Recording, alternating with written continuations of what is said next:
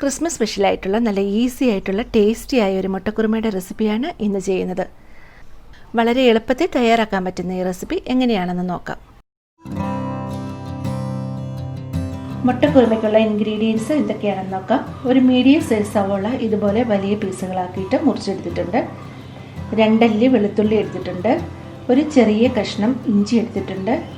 പിന്നെ 3 ഗ്രാമ്പും 2 ചെറിയ ഏലക്കായ, ഒരു ചെറിയ കഷ്ണം കറുവാപ്പട്ട, ഒരു 3 പച്ചമുളക് ഇതുപോലെ കീറി എടുത്തിട്ടുണ്ട്. അപ്പോൾ എരിവിനനുസരിച്ച് പച്ചമുളക് എടുത്താൽ മതി. പിന്നെ 4 മുട്ട പുഴുങ്ങിയതെടുത്തിട്ടുണ്ട്. പിന്നെ എടുത്തിരിക്കുന്നത് ഒരു 2 പിടി തേങ്ങ ചിരകിയതാണ്. 1 ടീസ്പൂൺ പെരുംജീരകം കൂടി എടുത്തിട്ടുണ്ട്. ഇനി നമുക്ക് കുക്ക് ചെയ്ത് തുടങ്ങാം. പാൻ നന്നായിട്ട് ചൂടായിട്ടുണ്ട്. ഇതിലേക്ക് കുറച്ച് വെളിച്ചെണ്ണ ഒഴിച്ചു കൊടുക്കാം. വെളിച്ചെണ്ണ നന്നായിട്ട് ചൂടായിട്ടുണ്ട്. ഇനി നമുക്ക് അരിഞ്ഞു വെച്ചിരിക്കുന്ന സവോളയും പച്ചമുളകും ചേർത്ത് കൊടുക്കാം.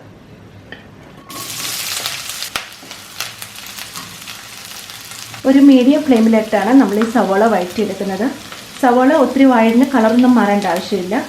ഇനി ഇതിലേക്ക് ചേർത്ത് കൊടുക്കുന്നത് 2 അല്ലി വെളുത്തുള്ളിയും പിന്നെ ഇഞ്ചിയുമാണ്. ഇതുപോലെ ചെറിയ പീസാക്കിയിട്ട് മുറിച്ചിട്ട് കൊടുക്കാം. ഇനി ബാക്കി സ്പൈസസ് കൂടെ ഇട്ട് കൊടുക്കാം. ഈ ഒരു മുട്ടക്കറി നമുക്ക് വളരെ പെട്ടെന്ന് റെഡിയാക്കി എടുക്കാൻ പറ്റുന്നതാണ്. സവോളയൊന്നും വഴറ്റി നമുക്കധികം സമയമൊന്നും കളയണ്ട. കാരണം നമ്മളിതെല്ലാം കൂടി ഇനി തണുക്കുമ്പോൾ ഒന്ന് അരച്ചാണ് എടുക്കുന്നത്, തേങ്ങയും കൂടെ ചേർത്തിട്ട്. നല്ല എളുപ്പമാണ്, നല്ല ടേസ്റ്റുമാണ് ഈ മുട്ടക്കറിക്ക്. സവോള വഴഞ്ഞു വരുമ്പോൾ ഒരു 1/2 ടീസ്പൂൺ മഞ്ഞൾപ്പൊടിയും കൂടെ ചേർത്തിളക്കി കൊടുക്കാം. ജസ്റ്റ് പച്ചമണം ഒന്ന് മാറിക്കഴിയുമ്പോൾ നമുക്ക് തീ ഓഫ് ചെയ്യാം. ഇനിയിപ്പോൾ ഈ സവോള ഇത് തണുത്തിട്ട് വേണം നമുക്ക് തേങ്ങ കൂട്ടി അരച്ചെടുക്കാനായിട്ട്. അപ്പോൾ ഇത് തണുക്കട്ടെ.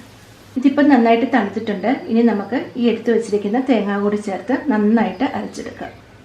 അരിപ്പ് നല്ല പേസ്റ്റ് പോലെ ഇതുപോലെ അരച്ചെടുക്കണം. ഈ ഒരു വെള്ളം കൂടെ അരിപ്പിൻ്റെ കൂടെ ചേർത്ത് കൊടുക്കാം. ഇനി ഗ്യാസ് ഓണാക്കി കൊടുക്കാം. ഇനി നമുക്ക് ഗ്രേവിക്ക് ആവശ്യത്തിനുള്ള വെള്ളം കൂടി ചേർത്ത് കൊടുക്കാം. അധികം വെള്ളം ചേർക്കണ്ട, കാരണം ഈ കറി കുറച്ച് കുറുകിയിട്ടാണ് ഇരിക്കേണ്ടത്. ഇനി ഉപ്പ് കൂടി ചേർത്ത് കൊടുക്കാം. ഗ്രേവി ഇപ്പം തിളച്ച് തുടങ്ങിയിട്ടുണ്ട്. ഇനി നമുക്ക് മുട്ട ചേർത്ത് കൊടുക്കാം. മുട്ട വേണമെങ്കിൽ നമുക്കൊന്ന് വരഞ്ഞിട്ട് ചേർത്ത് കൊടുക്കാം. ഒരു മീഡിയം ഫ്ലെയിമിൽ 1-2 മിനിറ്റ് മുട്ട ഗ്രേവിയിൽ കിടന്നൊന്ന് തിളച്ച് കഴിയുമ്പോൾ നമുക്ക് തീ ഓഫ് ചെയ്യാം. ഇപ്പം ഗ്രേവിയൊക്കെ കണക്കിന് കുറുകിയിട്ട് പാകമായിട്ട് വന്നിട്ടുണ്ട്. ഇനി നമുക്ക് തീ ഓഫ് ചെയ്യാം. ഇനി നമ്മൾ ഈ കറിയിലേക്ക് ചെറിയ ഉള്ളിയും കറിവേപ്പിലയും താളിച്ച് ചേർക്കുന്നുണ്ട്. പാൻ ചൂടായി വന്നിട്ടുണ്ട്. ഇനിയും താളിക്കാനുള്ള വെളിച്ചെണ്ണ നമുക്ക് ഒഴിച്ചു കൊടുക്കാം.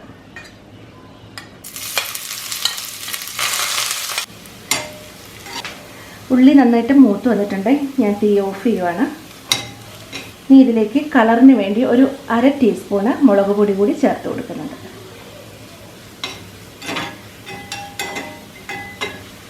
ഇനി ഇത് നമുക്ക് മുട്ടക്കറിയിലേക്ക് ചേർത്ത് കൊടുക്കാം.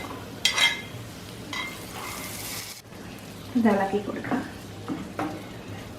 ഇനി ഇതൊരു 10 മിനിറ്റ് സമയത്തിന് നമുക്കൊന്ന് അടച്ചു വെക്കാം. കാരണം ആ താളിച്ച് ചേർത്തതിൻ്റെ ഫ്ലേവറൊക്കെ കറിയിലോട്ട് ഇറങ്ങണമെങ്കിൽ കുറച്ച് സമയം അടച്ചു വെക്കണം. അതിനുശേഷം നമുക്ക് സെർവ് ചെയ്യാം. മുട്ടക്കുറുമയുടെ കൂടെ കപ്പി കുറുക്കി ചേർത്ത പാലപ്പമാണ് ഞാനിന്ന് തയ്യാറാക്കുന്നത്.